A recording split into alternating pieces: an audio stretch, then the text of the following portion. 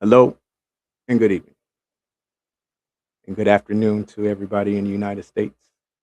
My name is Dr. John C. Turner, and I am the host of the Doc Chat podcast. Doc Chat Network is a United Nations recognized network of Black and Brown doctors from around the world who come together to provide insights, encouragement, and hope to the world when it comes to times of doctoral excellence and doctoral success. Unfortunately, we have these episodes where we have to discuss some things that are happening to Black academics that's unfortunate. And we are in one of those times right now. The passing of Dr. Jason Arday has shocked the entire world, and especially those who are from Black descent. As we are having this emergency conversation, I want to say to all the individuals who are in the United Kingdom, the Black academics, scholars, and Black doctors are with you in the United States. We stand with you. We see you. We've been through this situation.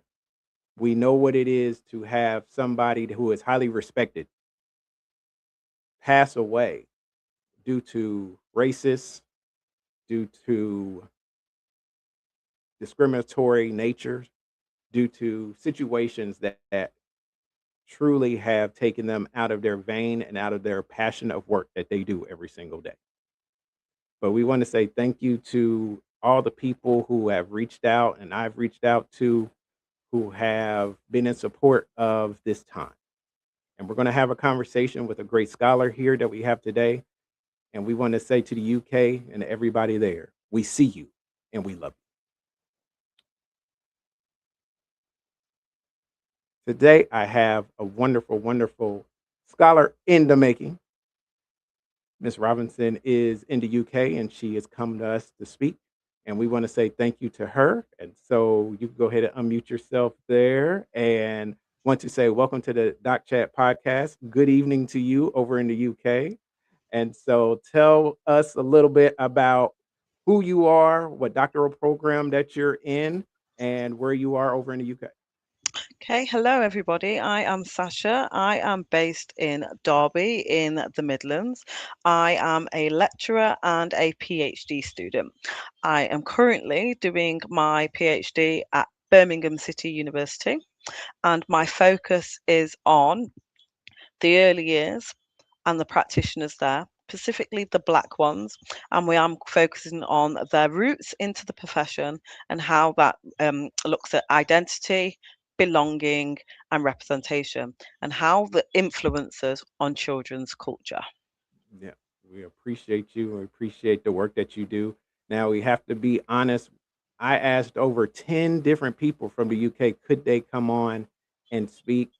And I appreciate Miss Robinson so much for being one to say she would, because a lot of other people, either, of course, they were on holiday, different things on leave. But some people said right now, in this time, when it came into where they were and where they sat with the passing of Dr. Arday, they said they just could not do it. They said they were hurting.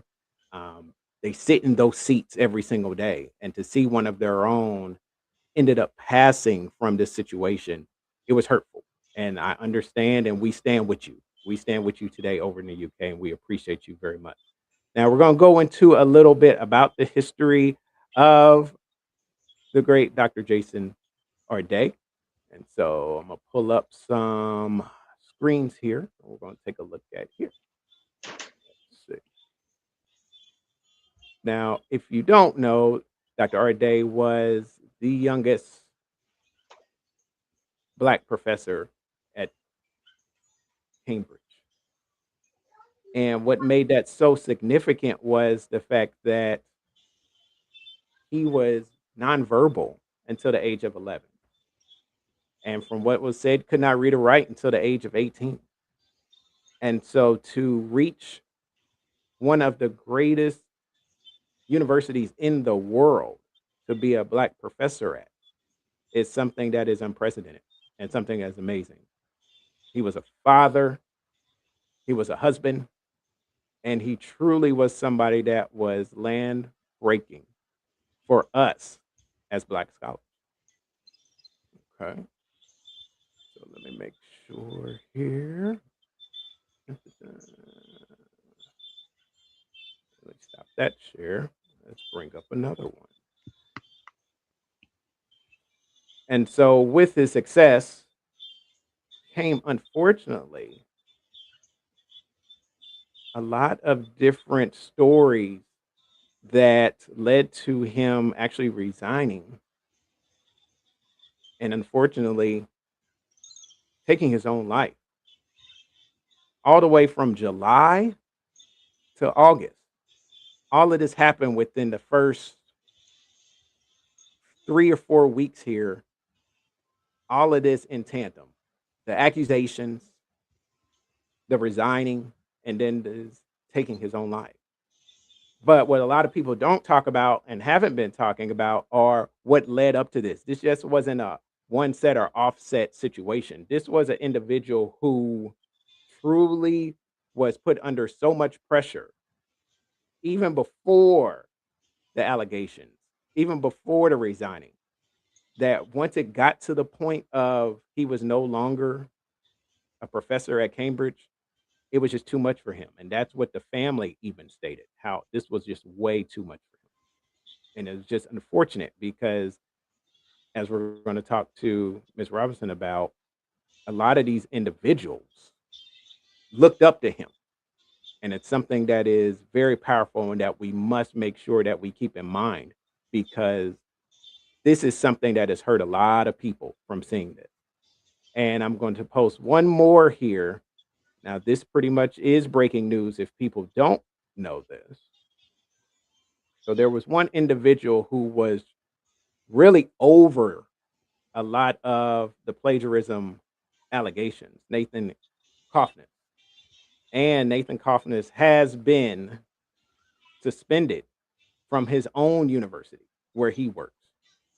And so we're happy to see that justice is being served right now because what we started to hear was all these allegations were false in the first place.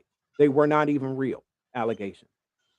And so, as we're talking to Ms. Robinson, and once again, I appreciate you for being a part of this conversation all the way in the UK. Tell me how you knew Dr. Arday and how you came about knowing him and how he first led you to go get your doctorate degree. So I first heard about Dr. Arday when he became Cambridge's first black professor. I had just been working in academia for a year by that point, but prior to that, I was a teacher, so I've had a lot of experience in education. So I was in awe of his story. He was illiterate, he was non-verbal. I've had a lot of experience working as a teaching assistant with children who have special educational needs. So I was like, wow, this is Yeah. amazing. He's one of us. So that was great. Yeah. So when working in academia, I'd worked for around 2 or 3 years, and I had quite a bad experience where I'd worked with some colleagues, and we were in the process of publishing a paper, which was talking about challenging the whiteness in the field of early education, early Mm, childhood education. mm, I was the only black person working in that team and mm, faced a lot of scrutiny about the paper.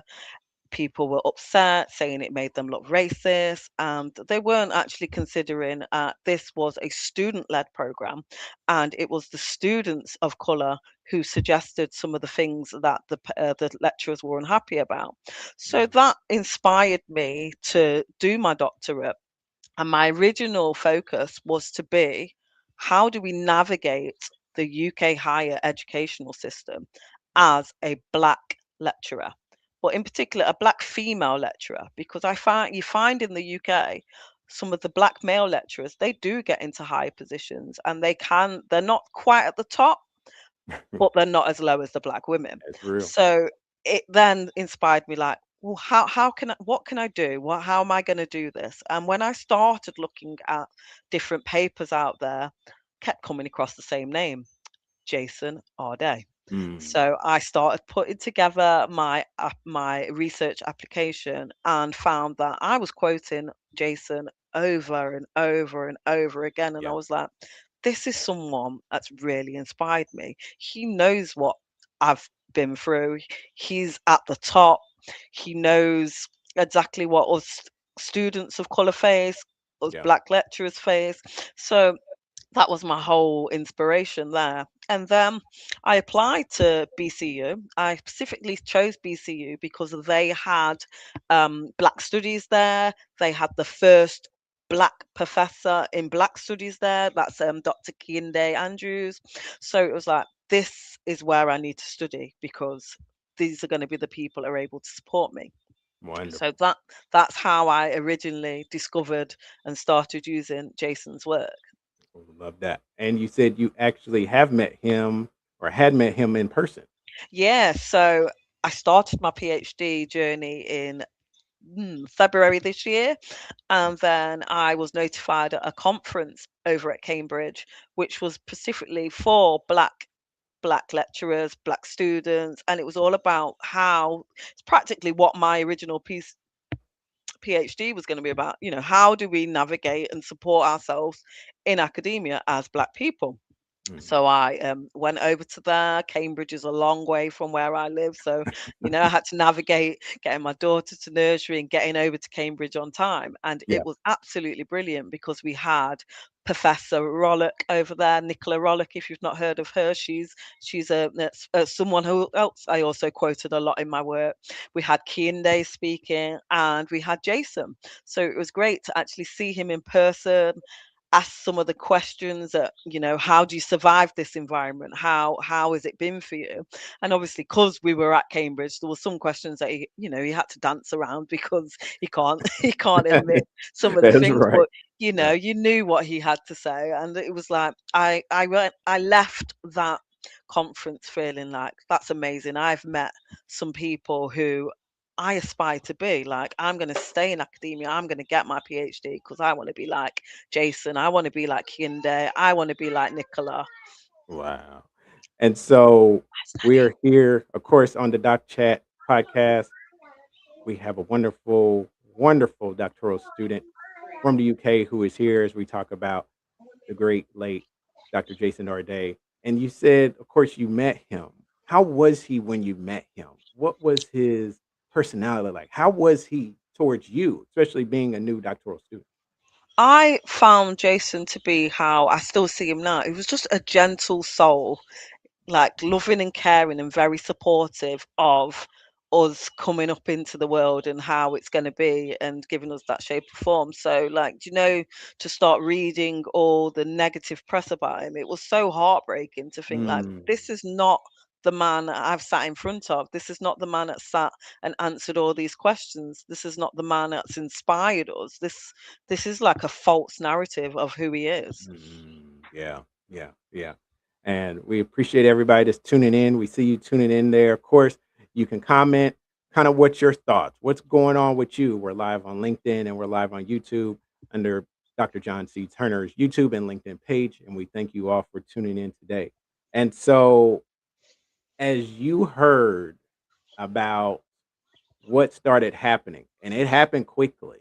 The allegations of the plagiarism, him resigning, and unfortunately his untimely death.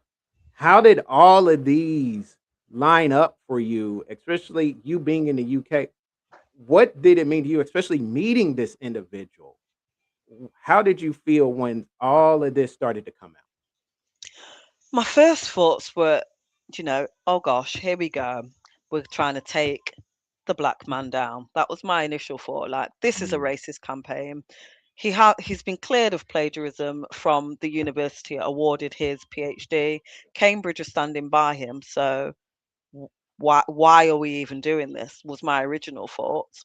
yeah. Then I moved on to he's not going to survive Cambridge. He's going to leave. Mm, Then it was the feeling of, I don't think he's going to survive at all because how could anybody go through such horrible scrutiny. Like they're tearing apart not just his academic achievements, now they're looking into his personal life, and nobody deserves that kind of scrutiny. So it made me really upset to start reading things. I actually went on holiday and I was in Greece at the time, but I was still on LinkedIn and I was posting because it just made me so angry and so hurt at the Yeah. same time. I couldn't stop posting. And at one point I had to say, do you know what? I'm actually going to enjoy my holiday and take my feelings away from this. But I was still looking, even though I posted saying I'm not going to post anymore. I was still looking because Yeah. I was just devastated that this is happening to, this could be my brother, my uncle, Mm. someone I Yeah. know personally and related to me. So I felt it in my heart, and I could say I've never really cried for somebody I don't know, but it was so deep and feelings, and especially knowing that I'm in this environment and this is what I'm aspiring to do. Is this going to happen to me?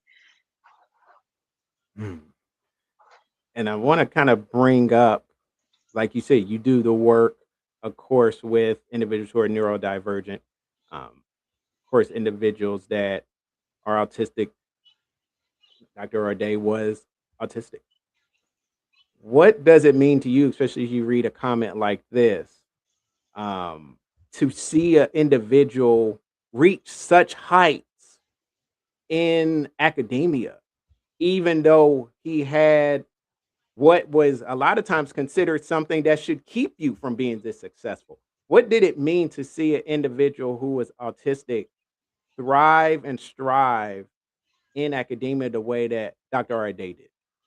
For me, I thought it's like a phenomenal experience, isn't it? Because I've worked with children who were selected, well, mutes, but they were selective. So sometimes they would never talk to me. I'd never have a conversation, and I'm expected to sit and work with them. So it's a bit like, oh, okay, but Jason, this was Jason, and he's now a professor.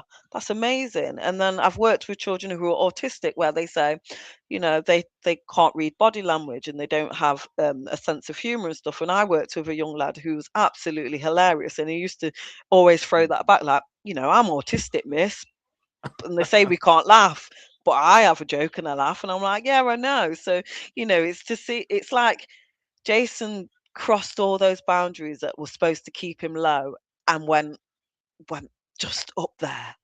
Yeah, yeah, absolutely. And we appreciate Miss Robinson being here on the doc chat. Keep the comments coming. We see you all coming with the comments. We see you all viewing, and we appreciate you all so very much. You know, this is one of those situations too, as I said in my opening, that we have dealt with. We had an individual last name Bailey who was at Lincoln University, and she got very bad review from her president and ended up taking her life. We, as we talked about before we started, um, President Gay over at Harvard University, who ended up resigning because of so much of the backlash that she had. First black woman president of Harvard and had the shortest tenure ever at Harvard. And so now we get to Dr. Arday was only selected in 2023, and already not even a full 2 years removed from getting added to being a professor at Cambridge is already gone. So, what can you tell us about the state of the United Kingdom right now for Black academics? We saw um, a huge rally of support. I believe it was on Monday. Over 30,000 people showed up for Dr. Arday. What is going on in the UK, and how do individuals who look like us feel about everything that has happened and transpired within the last few weeks with Dr. Arday? So I think in the UK, it's kind of opened up the doors more to what Black academics face, but then they still have the racist deniers. We still have the journalists who make out like what they did was justified and it wasn't racist. Yeah. But then I think it's given us more of a solidarity as Black academics. Like I remember on LinkedIn for a group called Black Female Academics Network, and they've been hosting some chats and just some areas of support for us to talk and share our feelings about ourselves, how we're feeling, and how we felt about Dr. O'Day. And I just think now people are starting to recognize what how scrutinized black people are in academia. I Mm. don't think I think for us of color we knew that, and we're just now sharing our experiences a bit more openly. But then we still have those that are the deniers, those people like Coffness. I can't pronounce his name, doesn't matter because he's not relevant. But we have people that still think like him, Yeah. want to comment and say, I even had one of my posts, it's one of the most biggest posts I've ever had in my life with all the reviews, but then I still had someone that would say, but there were serious allegations. And that was a black person. There's And I was always like, one. There's why do you always want one. to tear us down? So I responded, what are those serious allegations? Correct. No response. I believe it. I believe it. Yeah, it's usually these individuals, they don't have faces. It's somebody who just wants to troll. And I'm not gonna lie, it's a little sad to know it was a black person doing it. It's Mm, very sad to know that. It definitely is. And we want to give a shout out to the great Dr. Pamela Felder Small, who is over Black Doctorates Matter and has brought together so many great Black academics for her virtual village, which was recognized by the United Nations. And we appreciate her and we appreciate her prayers and condolences. As right now, we're looking at this big picture, especially yourself as you're starting to go into another year. What does it look like for you now? How do you feel knowing you're about to go into another academic year and one of the individuals who you considered a mentor towards you is gone and you're still looking to be in that same space? How does this make you feel?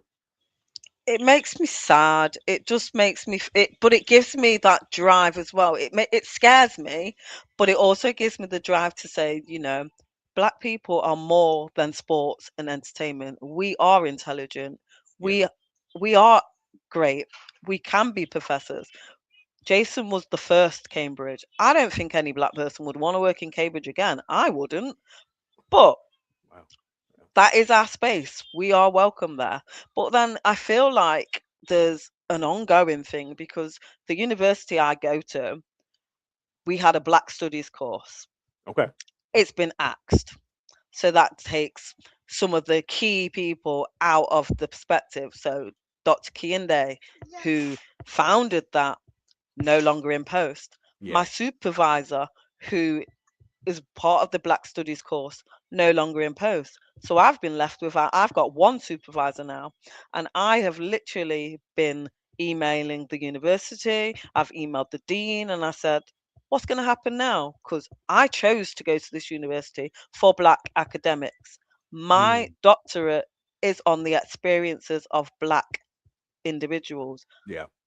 I need somebody who has my lived experience to be able to support me. I don't feel comfortable sharing this with white academics. Not that they're not professional, but they will not understand That's it.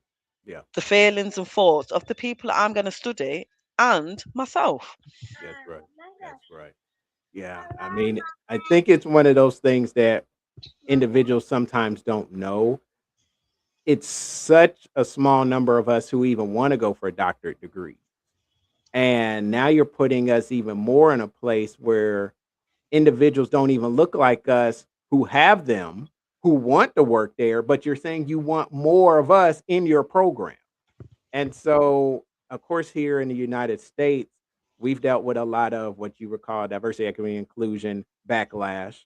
A lot of programs cut, a lot of scholarships cut, a lot of people lost jobs.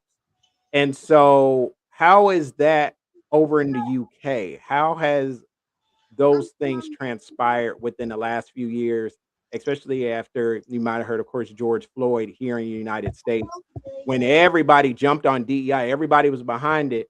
But then our political administration changed and all of that went away, all of that changed. So, how has DEI kind of been in the UK that you've seen, and how has it changed in the last few years? I would say in the UK, we've kind of had it as it's there on a forefront, but it's more like a tick box exercise. So, Mm. we recruit people, we encourage people, Yeah. but do you get the job? No, you don't. Yeah. And that's in all fields, not just academia, Yeah. because where I worked was in a faculty of about 100 people. When we actually had a meeting and brought everyone together, I used to sit there and count the people. Oh, one black person, three Asian I've been people, there. one mixed race person. Oh, and me. I've been there. Definitely. Definitely. We appreciate everybody, like I said, for tuning in. Keep the comments coming. Just your thoughts on Dr. Arday. How's it made you feel? And so, as you're looking at what you've seen virtually within the past few weeks, what has stood out to you? And thank you. And let me say thank you for using your voice and putting comments out there, because what I have seen is, I'm not gonna lie, I've almost seen more negative coming against Dr. Arday than positive, but the positive has only come from us. So what have you seen that's been shocking, and then also that has been refreshing in this time in the last few weeks?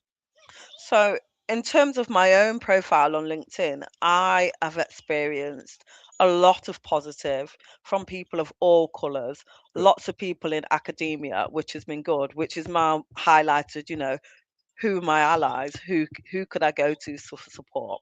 But then I'm finding, if you look on a newspaper article and read the comments, they're all negative.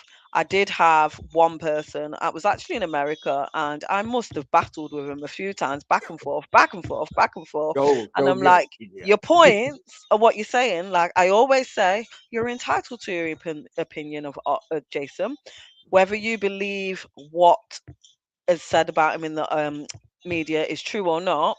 But don't come on my page where I'm celebrating him, trying to discourage me from celebrating him and calling him a fraud. That's your opinion. Go and share it with people that agree with your opinion. Don't come and hate on my page, because I stand in solidarity with Jason. That's what I've said from the beginning. And now he's gone.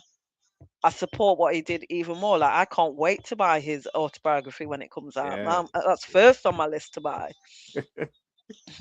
Indeed, indeed. And it's one of those two where there was a GoFundMe that was set up for Dr. Arday. I had contacted the individual who set that up. He's on holiday right now on leave, so he wasn't able to come on. But we appreciate him doing that. Big support to the family, which is really, really good. And I think one of the things that we're starting to see are the individuals who realize this, we were praying it's not the beginning, but we truly feel like it's not the end. And so I want to ask you this, in truth of where you are right now. What's your ultimate goal? What do you want to do once you get your doctorate? And how is that doctorate going to help the world in a huge, huge way? So my ultimate goal is to secure a position in academia in the field of early childhood studies, because that's my field and that's where I've worked previously. And my doctorate is, the aim for it is to put black voices out there, because what I am finding while I'm doing my at the moment, I'm just doing the proposal stage, because within the doctorate program that we've got a module basically preparing us to write at doctoral level. So I've literally now got to rewrite my proposal again. Okay. And I am finding that a lot of the literature on early childhood education and the experience of black people is all US. There is hardly Mm. anything in the UK. So I Wow. want to put out the voices of UK black practitioners. Like, we are there. We need our voices heard. We need research. So I want to put that out there and be that first person that does that really and inspire more. We love that. We love that. And you're definitely going to do that. Definitely going to do that. And we appreciate that.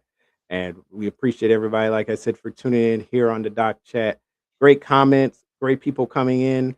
And we had a comment, and I'll put it back up because I think it's something that we do hear a lot how this isn't just about black people in academia, of course.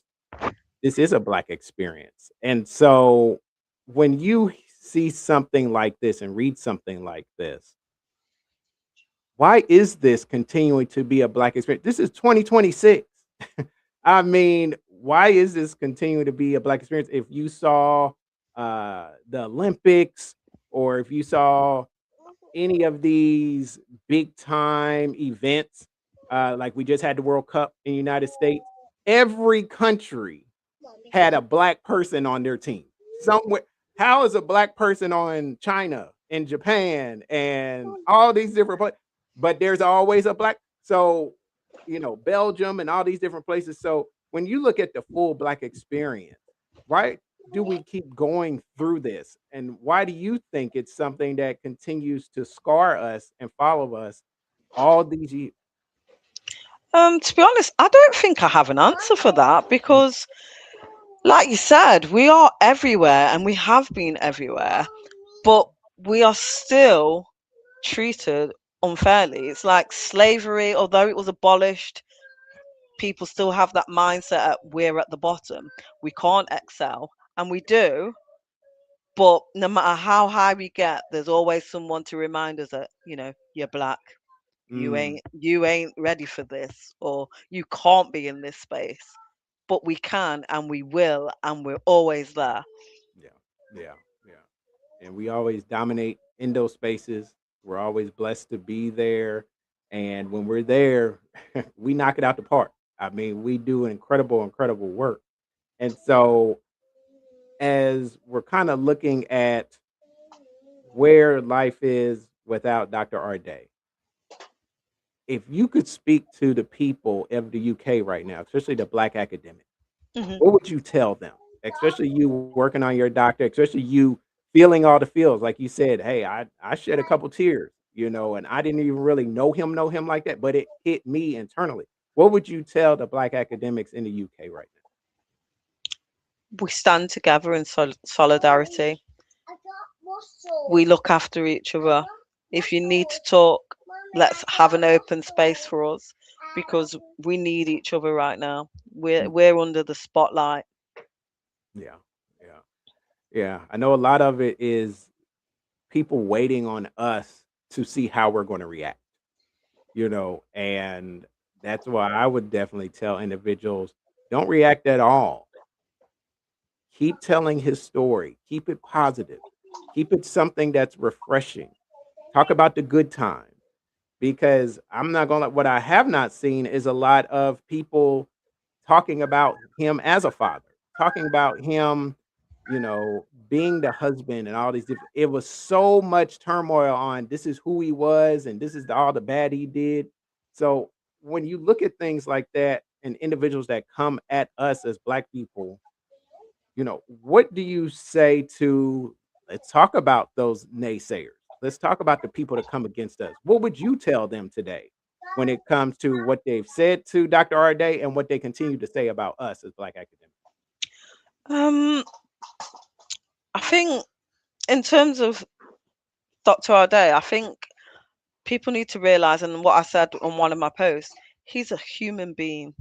Yeah. He, first, before the academia, before the allegations, before his ending of his life, he's a human being. He's someone's son, someone's husband, someone's father, and we need to recognize and be more empathetic to people in general. Doesn't matter what color they are, we are human beings. That's true. That's true. And we, of course, see you have a future doctor there, which we appreciate her. And what would you tell that next generation? What would you tell your daughter? What would you want to tell these younger people in this day and time? I think the reason why I'm doing the study I'm doing is because when I went to look at nurseries, I wanted her to go to a place where people looked like her and people who worked like her. So I wanted her to see that it's not just mummy at works in a place that educates people. Yeah. I wanted her to see the representation, the true representation. Ask Nanny. true representation of black people, Yeah. and that she is a black person and she can do anything she sets her mind to as long as she's got the support of her family. And I think that's what I wanted to tell. And I think that's something I've always thought about when I came into academia. Like when I was taught on early childhood studies, there was no one that looked like me teaching it. There was Mhm. nobody that looked like me studying it. It was just me. So it was amazing to then go into university. And one time I went into a class and it was full of international students. So majority of the class were of a racial background. So we had a lot of black people and a lot Yeah. of Asian people. And they were like, who's Sasha? Who's taking the class? Because I was just sat down at the time and I was like, me. And they kind of looked at me like, what, you? And I said, yeah, me. And then a little whisper went to another friend, it's her, it's her. And they were like, where are you from? I was like, England. And they were like, no, where were you born? I'm like, England. And they were just like, oh my gosh, we have got a black person from England who was teaching us. And it was just so lovely to be admired, to think, Yeah. you know, they've got someone that looks like them. And that's me. So it was so great to be able to feel like, they've come here to get an experience in the UK from their home country, expecting to see someone white standing in front of them. But then it was me. Absolutely love that. We appreciate the work you're doing and the representation that you're doing as well, because that means a lot. That means a lot. I know to your daughter, that means a lot to those next generation of students to see somebody like you doing the things that you're doing. So very, very proud of you. Very, very proud of you. Well, we are going to go ahead and wrap up. And I want to truly just say thank you for just taking the time. Thank you for your knowledge and your wisdom that you shared. Thank you for the work you're doing and being a great representation of UK excellence and Black doctor excellence, as we can't wait to call you doctor soon. So, before we kind of wrap up, kind of let people know where they can find you if they want to reach out to you and give some final words in this time of encouragement to the next Black doctor. Okay. So you can find me on LinkedIn, but I've not reached into other social media yet. So that's just my main platform. So I am Sasha Robinson. And for my final thoughts is, remember, we are one, we are excellent, we're going to keep striving, and we're going to support each other. And that's not just in academia, that's in any profession us black people do. We love that. We love that. And that is a mic drop moment right there. And we appreciate the great Sasha Robinson. Thank you so much for taking the time. Blessings to you and your daughter and your family. Shout out to Nana over there. Everybody that's doing great work. We appreciate you. Work hard, finish that doctorate degree. If you're ever in the US, hit us up, let us know. We'd love to connect with you as well. You're doing a phenomenal job, and we appreciate you. Appreciate you very much. Thank you. Thank You're you. welcome. You're welcome. And this is the Doc Chat. We're going to wrap up. We just want to say thank you all so much for tuning in from all over the world, all around the globe. Thank you all so much, our representatives from the Dot Chat Network, and everybody who tuned in. Make sure you share, get ready, because we're going to continue to have great episodes of the Doc Chat. We just had to come on and we want to send condolences and show love to the family and the legacy of Dr. Jason Arday. Stay strong, everybody. Lean on each other. Don't let anybody tear you down, no matter what space you're in, because you are Black excellence and you belong in that space. I want to say God bless you and everybody take care. Until next time.